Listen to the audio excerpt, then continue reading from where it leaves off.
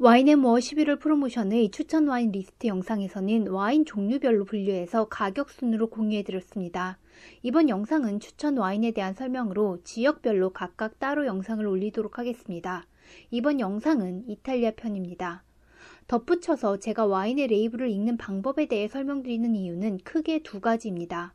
첫 번째는 와인은 아는 만큼 느낄 수 있기 때문이고, 두 번째는 방문하는 와인 매장에 제가 추천드리는 와인이 없다고 하더라도 와인 레이블을 읽고 스스로 와인을 선택할 수 있는 방법을 알려드리는 것입니다.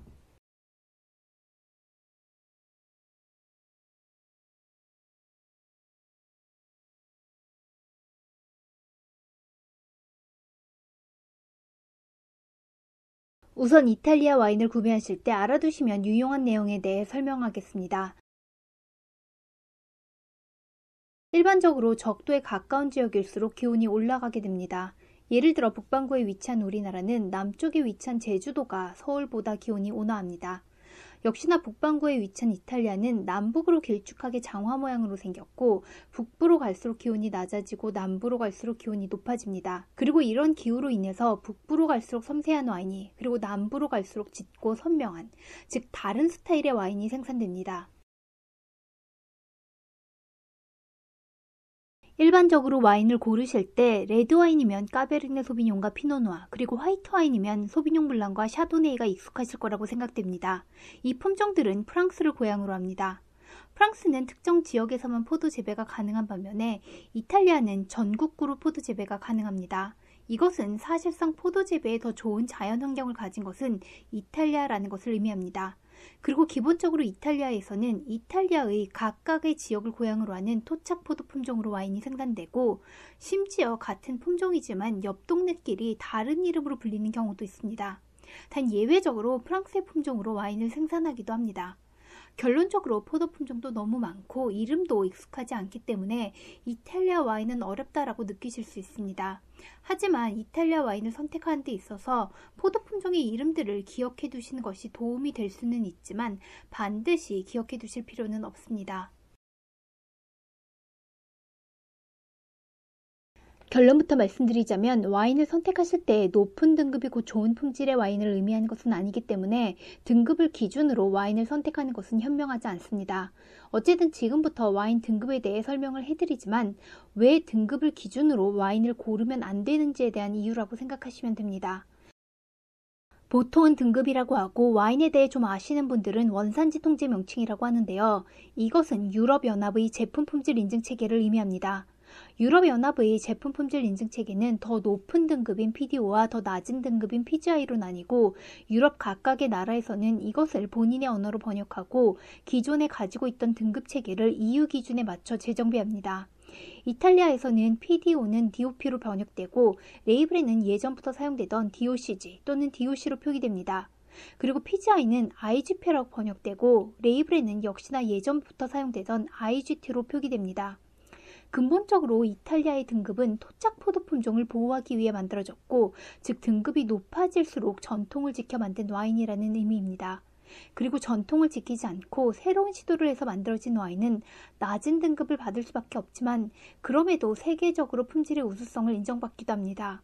그렇기 때문에 와인을 선택하실 때 DOCG가 가장 높은 등급이니 좋은 와인, 또는 IGT는 가장 낮은 등급이니 안 좋은 와인이라고 생각하시면 안 됩니다.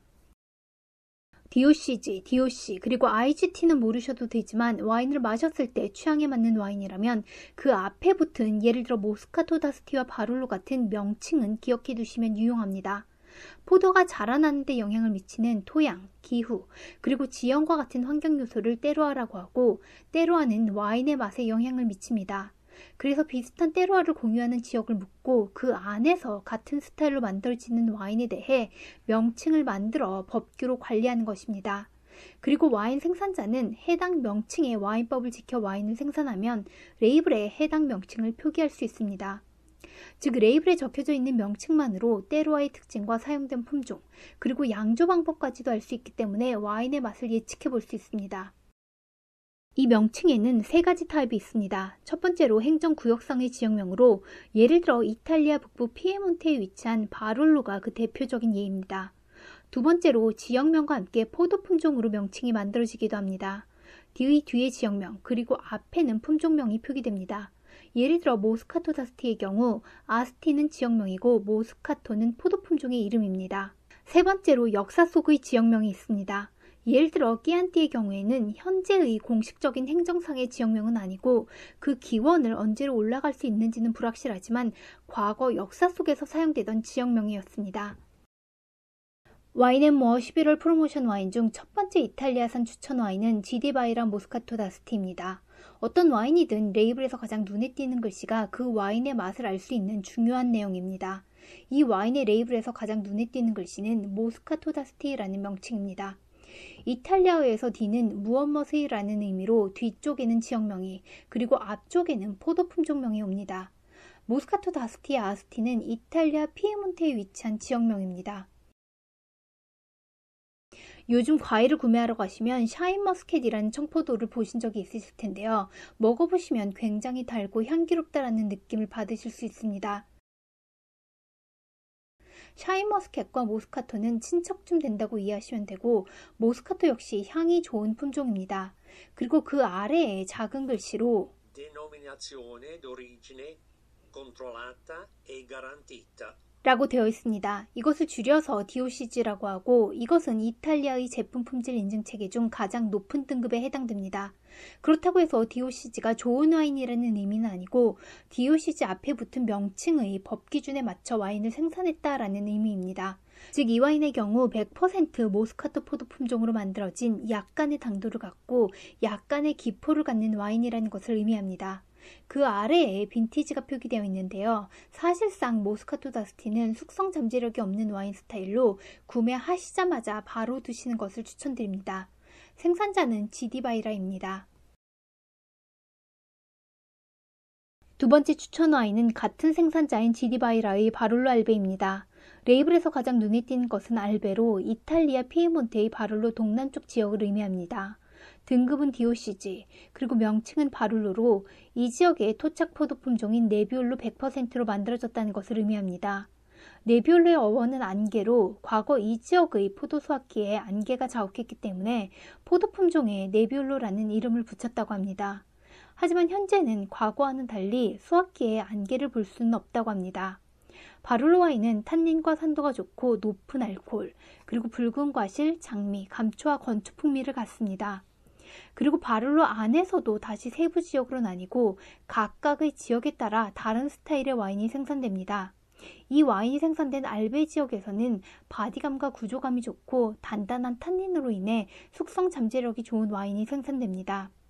지디바이라 바룰로 알베는 알베 지역에 있는 3개의 밭에서 수확된 포도를 사용합니다. 그리고 슬로베니아산의 큰 오크통에서 30개월 숙성을 거치는데요. 이것은 바룰로에서 와인을 생산하던 전통적인 방법에 가깝습니다. 오크통의 크기가 클수록 와인의 오크의 영향이 덜 미치고 섬세한 과실 풍미에 집중했다는 것을 의미합니다. 추천 리스트 목록은 와인의 종류별로 가격 순으로 정리했습니다.